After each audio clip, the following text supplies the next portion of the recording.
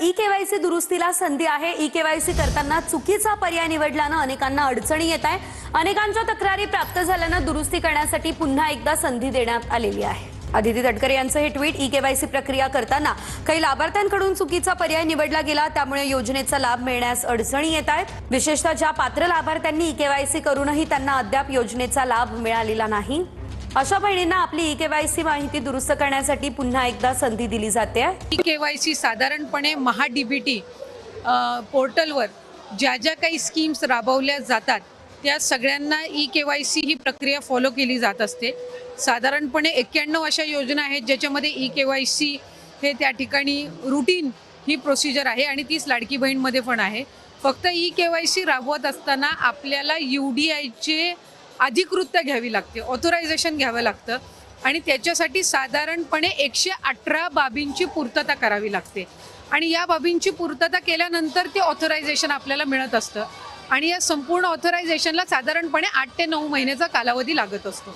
त्याच्यामुळे आम्ही ऑथोरायझेशन मिळण्यासाठीची प्रक्रिया ही 8-9 महिन्यांपासून सुरू केली आणि ती केवायसीमुळे ज्या लाभार्थी आहेत त्यांना अधिकचा फायदा होणार आहे, कारण त्यांचं ई केवायसी ऑथोरायझेशन झालं की त्यांना नियमित लाभ मिळणार आहे। म्हणजे या ज्या तक्रारी आहेत की 1 महिन्याचा लाभ मिळाला, दुसऱ्या महिन्याचा मिळायला विलंब झाला, तिसऱ्या महिन्याचा त्या ठिकाणी थांबला गेला, तर या सगळ्यामध्ये सरळता आणि त्याचबरोबर सुलभता ही त्या निमित्ताने येणार आहे। त्याच्यामुळे या 2-3 महिन्याच्या कालावधीमध्ये जे लाभार्थी आहेत त्यांनी ई केवायसी करून घेणं आहे आणि याच्यातून त्यांना फक्त लाडकी बहीण योजनाच नाही तर शासनाच्या वेगवेगळ्या ज्या योजना आहेत ह्याचा सुद्धा पुढच्या कालावधीमध्ये लाभ होण्याच्या दृष्टिकोनातून हे महत्त्वपूर्ण आहे। लाभार्थी महिलांची संख्या कमी करण्याचा डाव राज्य सरकार नाही, मला वाटतं की साधारणपणे प्रसार माध्यम असतील, विरोधक असतील, हे सातत्याने लाडकी बहीण योजनेच्या संदर्भामध्ये वेगवेगळ्या पद्धतीचा संभ्रम हा पसरवण्याचा प्रयत्न करत आलेले आहेत। ही योजना जी आहे ही महिलांमध्ये, लाडक्या बहिणींमध्ये अतिशय प्रिय, लोकप्रिय आहे। महिलांना त्याचा लाभ मिळतोय। कुठेही आम्ही याच्यामध्ये लाडकी बहिणीची संख्या कमी करण्याचा प्रयत्न नाही आहे। मी म्हटल्याप्रमाणे ई केवायसीतून महिलांना रेग्युलरली नियमितपणाने लाभ देण्यामध्ये, म्हणजे ज्या लाभार्थी महिला आहेत त्यांना लाभ मिळण्यामध्ये आणखीन सुलभता येणार आहे आणि या व्यतिरिक्त पुढं सुद्धा शासनाच्या ज्या वेगवेगळ्या योजना निघतील, एकदा त्यांचं ई केवायसी झालेलं असेल की पुढच्या काही योजनांसाठी सुद्धा त्यांना ॲडिशनल काही प्रोसिजर्स कराव्या लागणार नाही। बोगस लाभार्थ्यांना सुटले आहेत महिला, त्या आजही अपेक्षित आहे केवायसी सुरू होईल, तर काय सांगा? ई केवायसीला जवळपास सरकारने 6 महिन्याची मुदत ही त्या ठिकाणी दिली होती। पहिल्या मुदतीमध्ये 2-3 महिने अशी वाढ करून ज्यांनी ई केवायसी पूर्ण केली होती पण त्याच्यामध्ये काही उणीवा राहून गेल्या होत्या त्यांनासुद्धा दुरुस्त करण्याची आपण परत मुदत त्या ठिकाणी दिली आणि त्यानुसार लाडकी बहीण योजना, मला आपल्या माध्यमातून सांगायचं आहे की ही यशस्वीरित्या पुढेही राबवली जाणार। ई केवायसीच्या संदर्भातला जो निर्णय आहे अधिक वाढवायचं का काय, त्या संदर्भामध्ये सुद्धा राज्याचे मुख्यमंत्री आदरणीय फडणवीस साहेब, दोन्ही उपमुख्यमंत्री शिंदे साहेब असतील, सुनेत्रा काकी असतील, या संदर्भामध्ये जी काही निवेदनं प्राप्त झालेली आहेत ही आम्ही त्यांच्यापर्यंत पोहोचवू आणि महायुतीच्या सरकारने आणलेली ही योजना आम्ही पुढे सुद्धा विभाग म्हणून यशस्वीरित्या राबवत राहील। त्या विरोधकांसाठी गोल्डन डेटा काहीतरी आणला जाणार आहे, काय नेमका आहे? नाही, मी तर हे पहिल्यांदाच ऐकते। खरं तर आम्हाला वेगवेगळ्या विभागांकडनं, आम्ही स्वतःच विभाग म्हणून वेगवेगळ्या विभागांना पत्र दिलेलं आहे की त्यांच्याकडे असणारा जो डेटा आहे तो त्यांनी आमच्या विभागाला द्यावा। जसं डिसेंबर अखेरीस जानेवारी महिन्यामध्ये आम्हाला कृषी विभागाकडून नमो शेतकरीचा डेटा मिळाला, तो आम्ही इंटिग्रेट केला आणि त्यानुसार लाभार्थी जे आहेत त्यांना 500 रुपये लाडकी बहीणमधून आणि 1000 नमो शेतकरीतून मिळतात। परिवहन विभागाकडून आम्हाला डेटा मिळाला, इन्कम टॅक्सचा डेटा आहे किंवा माहिती व तंत्रज्ञानचा डेटा आहे, हा आम्हीच महिला व बालविकास विभागानेच इतर विभागांकडनं मागितलेला आहे। अन्न व नागरी विभागाकडनं, पुरवठा विभागाकडनं आम्हाला पिवळा आणि केशरी रेशन कार्ड धारकांचा डेटा त्या ठिकाणी मिळाला, कारण एक विभाग म्हणून दुसऱ्या विभागाचा डेटा ॲक्सेस हा कधीही नसतो, तो आपल्याला त्यांच्याकडनं विनंती करून मागवावा लागत असतो आणि त्यानुसार आपल्याला तो इंटिग्रेट करावा लागतो। त्यामुळे त्यानुसार ही संबंध प्रक्रिया ही सुरू आहे। मला आपल्या बहिणींनो, तुम्हाला ह्यामधली दुसरे कोणत्या योजनांचा लाभ भेटते का? तुम्ही कमेंट करून सांगा। जसे की आदित्य तटकरे यांनी सांगितलं, आता नमो शेतकरी योजना, जे PM किसान वगैरे असेल, तर ह्या योजनांचं कोणत्या लाडक्या बहिणींना लाभ भेटते का? तुम्ही नक्की कमेंट करून सांगा। माध्यमातून आणखीन एक गोष्ट लाडक्या बहिणींच्या आणि राज्याच्या जनतेच्या समोर पण आणायची आहे।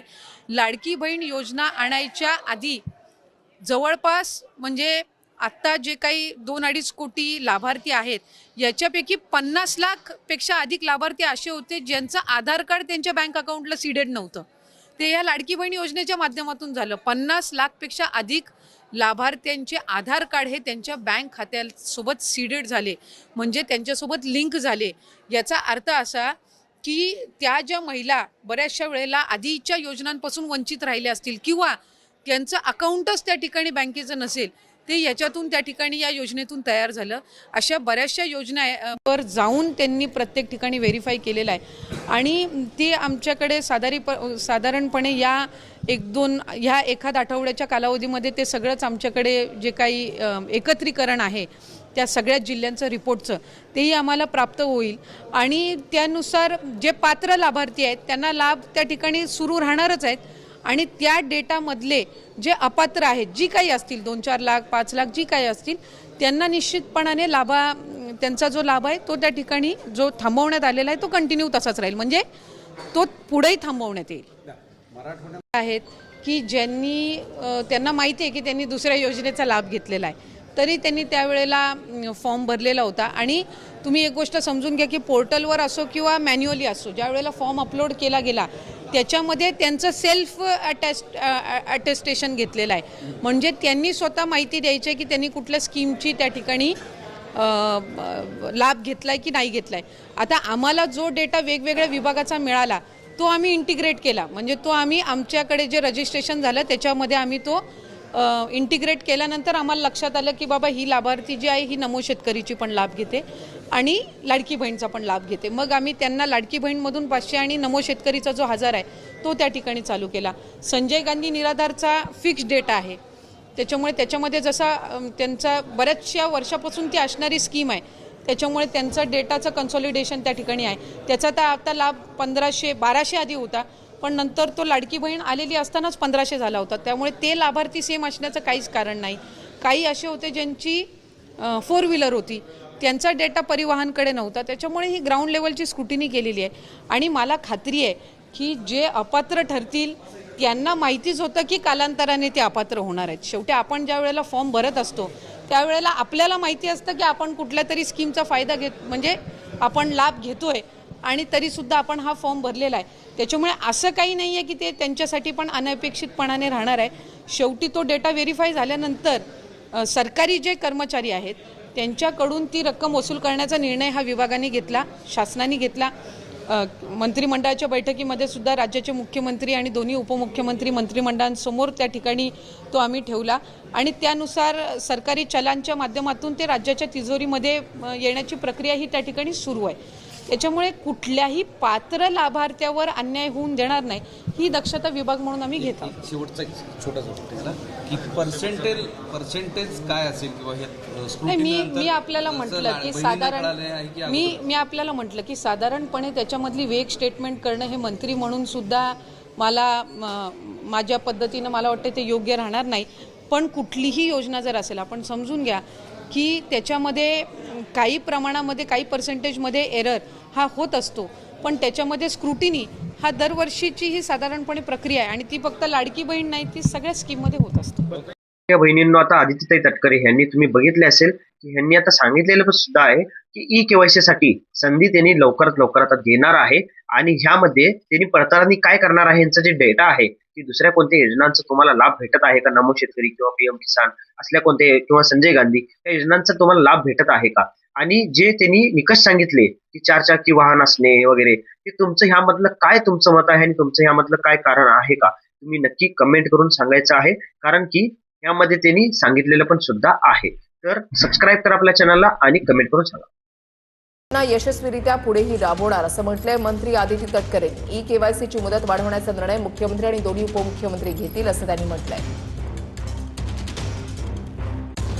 पहिल्या मुदतीमध्ये 2-3 महिने अशी वाढ करून ज्यांनी ई-केवायसी पूर्ण केली होती पण त्याच्यामध्ये काही उणिवा राहून गेल्या होत्या त्यांना सुद्धा दुरुस्त करण्याची आपण परत मुदत त्या ठिकाणी दिली आणि त्यानुसार लाडकी बहीण योजना मला आपल्या माध्यमातून सांगायचं आहे की ही यशस्वीरित्या पुढेही राबवली जाणार. ई-केवायसीच्या संदर्भातला जो निर्णय आहे अधिक वाढवायचं का काय त्या संदर्भामध्ये सुद्धा राज्याचे मुख्यमंत्री आदरणीय फडणवीस साहेब, दोन्ही उपमुख्यमंत्री शिंदे साहेब असतील, सुनेत्रा काकी असतील, या संदर्भामध्ये जी काही निवेदनं प्राप्त झालेली आहेत ही आम्ही त्यांच्यापर्यंत पोहोचवू आणि महायुतीच्या सरकारने आणलेली ही योजना आम्ही पुढे सुद्धा विभाग म्हणून यशस्वीरित्या राबवत राहू. इन योजनेच्या माध्यमातून बरेच जे वंचित झालेले आहेत महिला, त्या आजही अपेक्षित आहे KYC सुरू होईल, तर काय सांगा? KYCला जवळपास सरकारने 6 महिन्याची मुदत ही त्या ठिकाणी दिली होती. पहिल्या मुदतीमध्ये 2-3 महिने अशी वाढ करून ज्यांनी KYC पूर्ण केली होती पण त्याच्यामध्ये काही उणीवा राहून गेल्या होत्या त्यांनासुद्धा दुरुस्त करण्याची आपण परत मुदत त्या ठिकाणी दिली आणि त्यानुसार लाडकी बहीण योजना मला आपल्या माध्यमातून सांगायचं आहे की ही यशस्वीरित्या पुढेही राबवली जाणार.